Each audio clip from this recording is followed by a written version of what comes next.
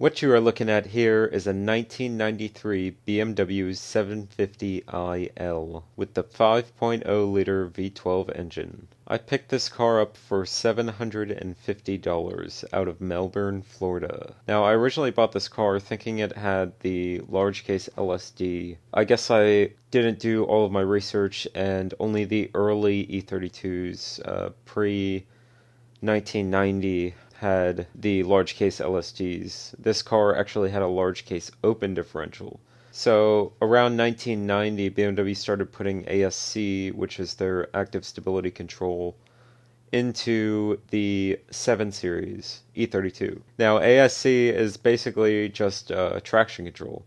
So I guess BMW felt like they didn't need the mechanical locking diffs any longer when they came out with electronic stability protection, because once the wheel starts slipping, it can limit power to stop the slipping of the wheels, and so you regain traction. Now, what an LSD basically does, a mechanical LSD, is once it locks up to prevent wheel slippage, so that way you get more traction, because both tires are digging in and propelling you forward. So I guess they felt like the system was somewhat redundant, and they stopped putting LSDs in all of these cars. Now, I know I could have checked the diff tag before purchasing the car, but I picked this car up for $750, so I figured even if it didn't have the large case LSD, I could still come out and make a profit on it by parting it out, because obviously it is in really rough shape, and it would take a fortune to get this thing back on the road. I mean, it has some major rust in the body panels. The battery box is actually completely gone at the bottom. This car just did not really deserve to be saved. It was just neglected for years and years and years. But what's funny is the previous owner stated that he only stopped driving the car 3 years before I purchased it. And the reason why he stopped driving the car was because of the battery box issue. So that's pretty funny. But what's even funnier about this story is that after I got the car home, I wanted to test to see if it would run. So I pulled the battery from my 540 E34 and threw it into this, and didn't even drain the tank or anything. I just said fuck it and went to go start it up, and it, as soon as it had a good battery in it, I mean it fired literally straight up like it had just been parked after you got back from grocery shopping. This engine literally fired straight up and started running smooth, and it seems, from sitting in the driver's seat, it seemed like this car was ready to roll. But without a solid mount for the battery, I was not going to risk driving it around. I didn't feel like rigging something up. Anyways, back to the differential. So once I got the car home, I cleaned the differential tag off then and saw that the S was missing on the tag, which, I was a little bit disappointed, but I still had a car with some good parts. What's amazing is that the seats in this car were actually in really good shape. The front seats especially looked like they had been reupholstered. I mean, the leather it looked essentially brand new, aside from the passenger side headrest. For some reason, the passenger side headrest had some pretty bad cracking in it, but the rest of the seats were amazing, and they were actually heated seats, which is another reason. They were heated memory seats, and that was another reason that made me think that this car had an LSD without checking the tag, because usually the cold weather package came with heated seats and the LSD all back. So, but this car has not been a total loss, so I have actually managed to turn a profit on this car. Now, if you account for the $750 I paid for this car, now I'm doing some spitball estimating here, but I have more than $750 into this car if you factor in my time going to get it. So, I had to spend gas going to Melbourne to pick this thing up. I actually drove further than I needed to, because I wanted some help to get this thing on the trailer just in case. So I picked up one of my friends in Orlando first, and then drove all the way to Melbourne, So I basically added a 1 hour to a already 2 hour trip, and yeah, we picked it up, drove him back to Orlando, towing this thing, and then drove myself home, obviously. So, 6 hours of driving. I think I went through a full tank of gas on my truck. My '08 Silverado was getting like 9 miles per gallon towing this heavy ass car. It's got some weight to it. It's a long wheelbase V12, and it was top of the line. I mean, it had heated memory seats front and rear. The rear were actually power seats as well. The rear seats were in pretty are in pretty decent shape. Yeah, the rear seats have power, movement, and reclining, which is pretty awesome because I've never seen a bench seat that was powered before, and that is a really rare option. I mean, that is a pretty rare option. I'm not sure how rare, but anyways, so yeah, so 750 for the car I paid. You factor in a full tank of gas, that's at least $70 on the truck, I would say. So 750 plus 70 brings us to 820. And then I did give my buddy $60 for helping me move this thing around when we got back. So 720 or 820 add 60, that's 880. Now this is all the top of my head, so hopefully I'm doing all my mental math right. But 880 into it, and then factor in time, food, everything from that trip. Let's just round it off at $1,000. I'm into this car, so $1,000 into it. I actually sold the differential for $500, and that was the large case open diff. I shipped that thing all the way to Ohio for the guy who wanted it, and made $500 back right off the bat. So $500. I believe that was the first part that I sold from this thing. $500. Deduct that from 1,000. Obviously, that leaves me with it was 500 till I got green on it.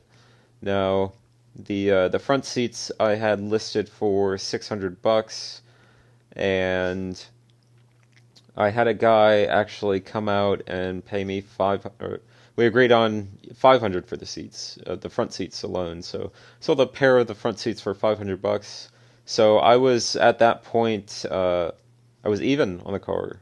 I didn't make money, I didn't lose money, so I was completely even. And then there was a bunch of parts that I had listed on eBay. Now I've sporadically sold parts from this thing since then. I've also sold a couple things locally. I don't remember offhand how much I received from all of those parts that I sold locally, and on eBay, but I would estimate that I am about $200 in the green on this. And then you could also factor in the parts that I've used from this car. Now, I pulled the condenser fan from this car to use on the E34 because it is actually the exact same, and my condenser fan was bad, so since I had this sitting in the driveway, I figured I'd pull the condenser fan from it. So, talking a price of a used condenser fan, these things aren't very common in the junkyard, so if I was going used, I'd probably be buying one from eBay, and that I would say between 60 and $80 I could have saved there if I was buying a used fan. Now, if I was buying a new one, I saved myself $150. Now, the fan is still working as of right now, so that's pretty awesome. That did fix that AC issue I was having at idle. Trying to think what else I've pulled a lot of things from this car that were just convenient because it was right there. I've pulled some clips from the wiring harness.